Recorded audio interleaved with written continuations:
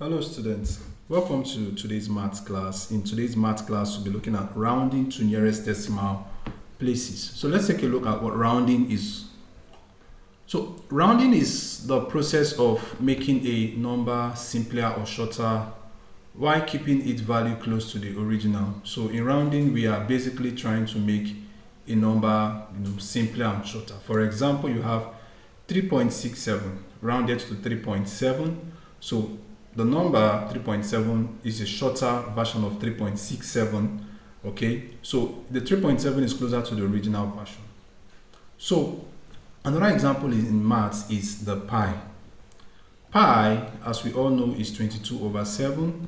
Okay, if you write that in decimals, the original value of pi is actually 3.142857142857 repeatedly, keeps on repeating itself.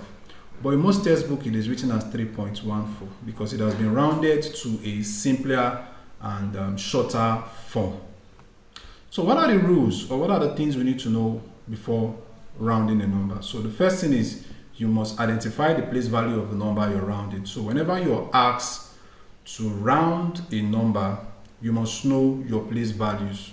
Okay, if I said round a number, okay, to the nearest to one decimal place, you must know the number you are actually rounding. The second thing is identify your decider.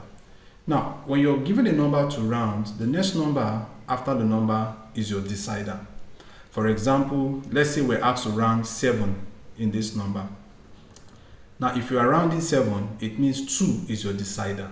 Okay, so the next number after the number you're rounding is your decider.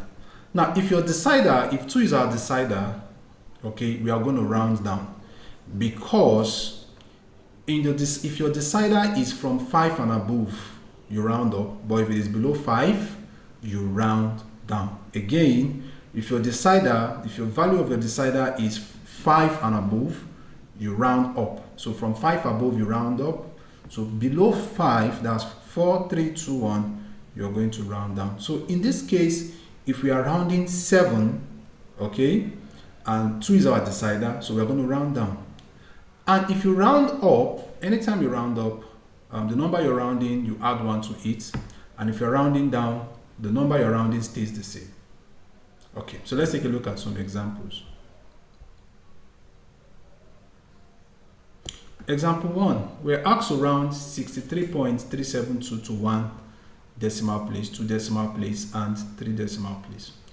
So if we are rounding 63.372 to 1 decimal place, it means we need one number after the decimal. That's what it means. So that means and the number in the 1 decimal place is 3.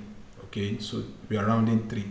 So if we are rounding 3, our decider becomes 7. So we round 3 up. So if we round 3 up, the 3 becomes 4. So our answer is 63.4. So to 2 decimal place, 63.3726 to 2 decimal place, that means we need 2 numbers after the decimal.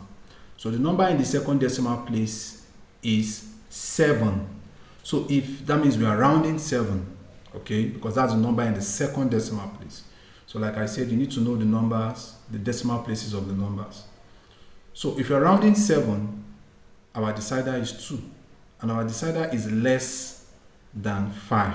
So we round down. So I'm going to write this 3. Okay. Then the number which I am rounding, so which is 7. So since I'm rounding 7 down as a result of our decider being less than 5, if I'm rounding 7 down, 7 is going to remain as 7. So anytime you round down, the number remains the same. Number 3, we're asked to round to 3 decimal places. So that means we need 3 numbers after the decimal. So that means I am rounding 2. So if I'm rounding 2, okay, I'm going to write 3, 7. I'm going to write the other numbers which I'm not rounding. Then let's focus on 2. Okay, so if I'm rounding 2, what's my decider? So what do you think the decider would be? So the decider is going to be 6, right? So if the decider is 6, do we round up or round down? So if you say round up, you are correct. So if we round these 2 up, okay, what would the 2 become? Remember, when you round up, you add 1. So the 2 is going to be 3. So these are our answers while rounding this number to 1, 2, and 3 decimal places. So let's take a look at another example. So in this one, you can see the phrase used here are quite different.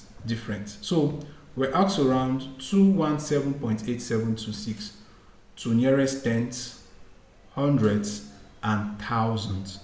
What do they mean by nearest tenths, hundredths, and thousand? That's the first thing ask yourself. Now, for tenths, tenths is a place value for the first number after the decimal. So that's 1 decimal place. Hundredths is the place value for the second number after the decimal. So that's 2 decimal place. And while thousands is the place value for the third number after the decimal. So that's 3 decimal place.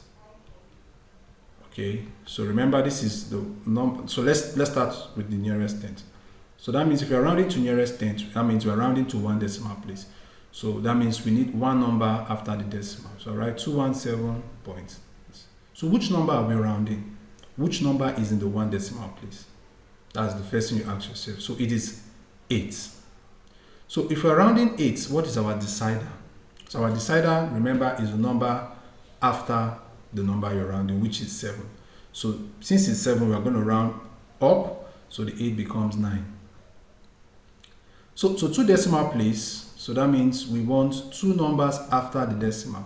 So that means we're rounding 7 because 7 is in the second decimal place. So I'm going to write 8, fill this place with 8. Then for 7, okay, since 7 is the number we're rounding, your decider becomes 2. So if 2 is our decider, okay, that means we're rounding down. So it's going to, the 7 is going to be 7. It's going to stay the same. So to 3 decimal place. Now this one is kind of we're rounding 2 here. Okay, so that means we have 217.3 decimal place. We need 3 numbers after the decimal, and the number in the third decimal place is 2. So we are rounding 2. So if I'm writing 2, I'm going to write 8 and 7 here. Then I'll round this 2 and then I'll put it in the last dash. So if we're rounding 2, the decider here is 9. Okay, so that means we round 2 up, it becomes 3. So this is our answer. We are rounding this number to nearest tenths, hundredths, and thousands. So I hope you understand what nearest tenths, hundred, and thousands is.